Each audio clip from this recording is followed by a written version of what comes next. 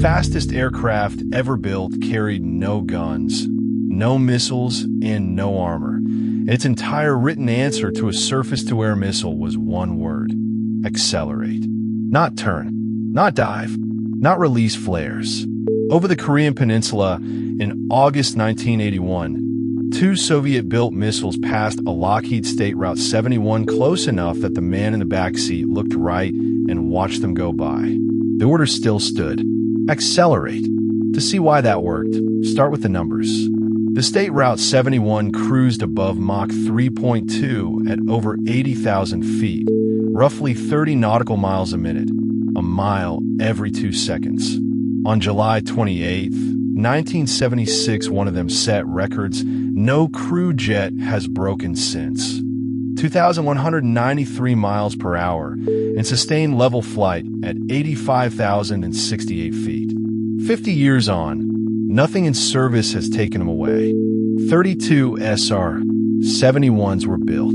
12 were lost, and every one of those losses was an accident: a flameout, an inlet failure, a fire, a landing gone wrong. Across a career from 1966 to the final flights of the 1990s, not one was brought down by an enemy. No fighter caught one. No missile hit one. It is one of the very few clean combat records in aviation history. That record hardened into legend, and the legend says the Blackbird simply outran the missiles. It is repeated in documentaries, in books, in 1,000 videos. It is also, in the strictest technical sense, wrong. The missiles fired at the State Route 71 were faster than the State Route 71. What actually saved those crews is stranger and better than raw speed, and it begins with an aircraft that got shot down. On May 1st, 1960, an American U-2 was flying over Sverdlovsk at around 70,000 feet, an altitude the Americans believed was out of reach. A salvo of SA. 2 missiles proved otherwise. The pilot came down alive in Soviet hands. The aircraft came down in pieces, and the central assumption of Western reconnaissance died with it. Altitude alone was no longer sanctuary, and manned overflights of the Soviet Union stopped. The intelligence requirement did not stop. Washington still needed to know how many missiles the Soviets held, where they sat, and whether the bomber gap was real. Satellites existed, but they were primitive, slow to return film, and blind to anything they were not already aimed at. What the CIA wanted was an aircraft that could turn interception from a tactical problem into an arithmetic one nobody could solve. That work went to Clarence, Kelly, Johnson, and Lockheed Skunk Works, already deep in a study program called Archangel. Its designs were numbered in sequence, and the 12th became the CIA's A-12, which first flew in April 1962. The Air Force wanted a 2-seat reconnaissance version, and on December 22nd, 1964, test pilot Bob Gilliland lifted the first State Route 71 off the runway at Palmdale. The design philosophy was brutally simple and slightly insane. There would be no armor, because armor is weight and weight costs speed. There would be no weapons for exactly the same reason. Survival would come from the flight plan itself. The Blackbird was not built to survive being shot at. It was built so that the shot would be taken at a place the aircraft had already left. Sustained flight above Mach 3 heats an airframe to hundreds of degrees. Aluminum softens and creeps at those temperatures, so the Blackbird had to be built largely from titanium, by most accounts over 85% of its structure. There was one problem. The world's largest supplier of titanium, or was the Soviet Union, the country the aircraft existed to photograph. The CIA bought it quietly through front companies. Heat shaped everything. Panels were fitted loose on the ground so they could expand into a sealed skin in flight, which meant a fueled Blackbird sat dripping JP-7 onto the concrete. Crews took off leaking, met a tanker within minutes, and filled up once the airframe had grown tight. JP 7 was engineered to be almost unlightable because ordinary jet fuel would have cooked off in the tanks. The crews became a life support problem of their own. At 80,000 feet, lungs cannot function and exposed blood would boil, so both men flew in full-pressure suits with sealed helmets, effectively wearing spacecraft. Kelly Johnson summed the program up in 4 words. Everything had to be invented. Tools, alloys, fuels, sealants, suits, cameras, even the machining processes. None of it existed until Skunk Works built it. All that invention had a price, and the price was structural. Titanium, 8 cutting tools. Every mission needed tankers, spare parts nobody else used, and a small standing army of specialists. From the day it entered service, the State Route 71 was among the most expensive aircraft per flight hour the United States had ever operated. That fact will matter enormously by the end of this story. Here is the fact that breaks the legend. The SA-2 guideline, the standard Soviet high-altitude missile, the one that killed the U-2, could reach roughly Mach 3.5. The State Route 71 cruised at about Mach 3.2. On paper, the missile was faster than the aircraft it kept missing. Telling crews to accelerate away from something quicker sounds like nonsense. It was not, because the fight was never about top speed. It was about geometry and time.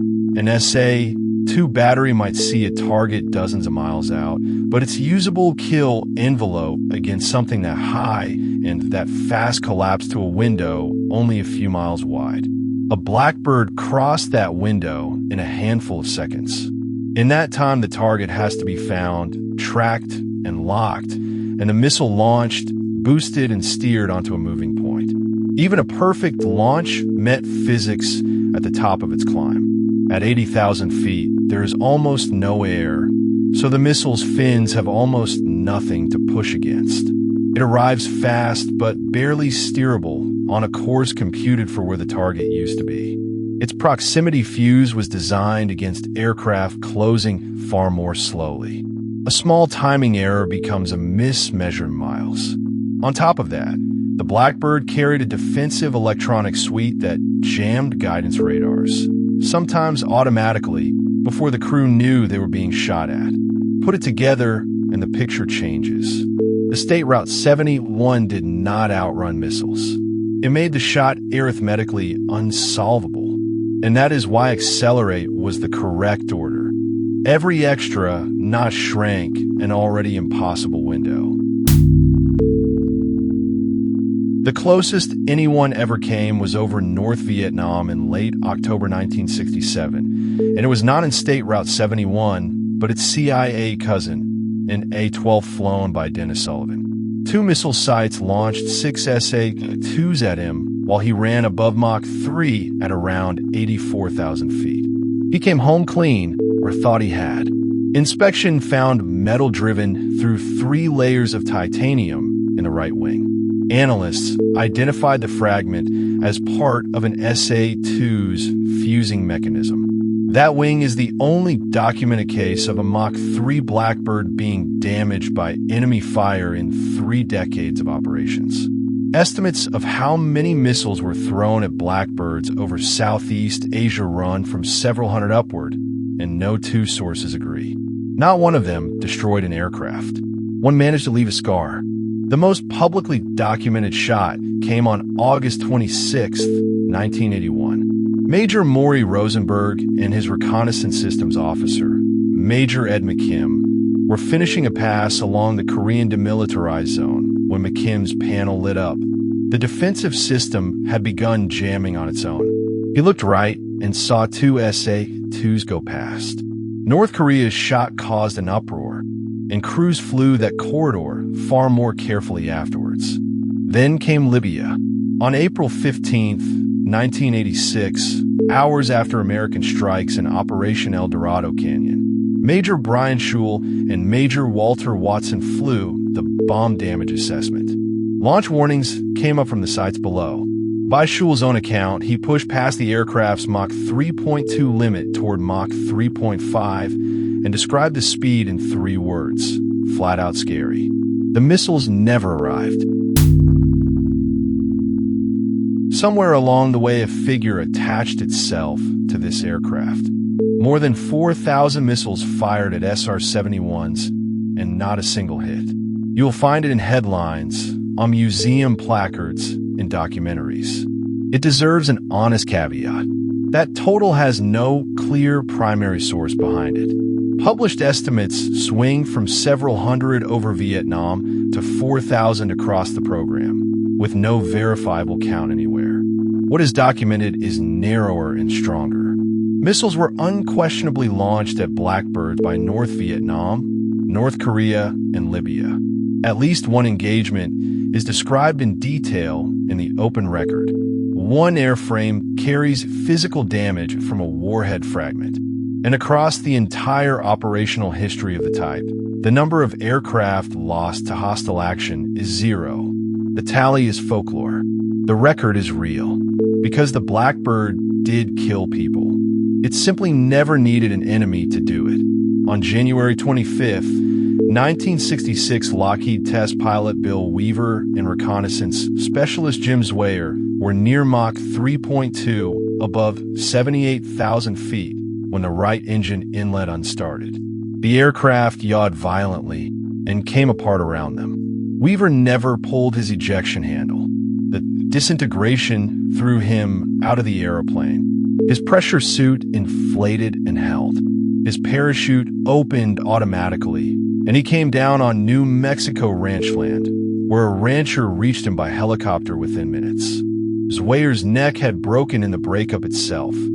He was dead before the wreckage hit the ground. 12 of 32 Blackbirds ended in accidents. The most dangerous thing the fastest aircraft in the world ever met was itself. So how do you stop an aircraft nothing could touch? You send it to a committee. By the late 1980s, the small operational fleet was consuming something on the order of $250 million a year. Satellites had improved, and the Air Force argued the money was better spent elsewhere. The State Route 71 was struck from a 1990 budget, and operations ended in November 1989, undefeated and grounded. It did not stay grounded quietly. Commanders kept finding gaps no satellite could fill. A satellite passes on a schedule an adversary can memorize, and it cannot be told to look somewhere new an hour from now. Congress forced a partial reactivation, funding roughly $100 million in the fiscal 1995 authorization, and 2 aircraft returned. A line-item veto in 1997 ended it for good. The farewells were unlike any other retirement. On March 6, 1990, on its way to the Smithsonian, and State Route 71 flew from Los Angeles to Washington in a little over 64 minutes, setting a coast-to-coast record on its final trip, breaking records while being delivered to a museum. Its speed and altitude march from 1976 still stand, as does its transatlantic run of under 2 hours from 1974. Nothing ever caught the Blackbird. Not the SA-2s over Hanoi, not the batteries along the DMZ, not Libya's air defenses, not a single interceptor in 3 decades. Its answer to a missile fit into one word, and the word always worked. There was no word in the manual for a line struck out of a budget. The only thing fast enough to catch it was arithmetic done on paper in Washington.